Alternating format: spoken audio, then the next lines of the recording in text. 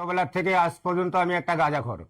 গাঁজা এমন একটা প্রকৃতির জিনিস যেটা আল্লাহ পাক রাব্বুল আলামিন তার সরজমিনে সৃষ্টি করছে এবং তার সঙ্গে তামাক নামের একটা পাতা তৈরি করছে। দুইটাকে সংমিশ্রণ করে আমরা পাগল মানুষ খাই, অলি আল্লাহর জিগি রাজগার করি। আমরা সর্বদাই আল্লাহর অলির নামের উপরে ব্যস্ত থাকি, মানুষের মঙ্গল করার চেষ্টা করি, কারো কোনো ক্ষতি করি না।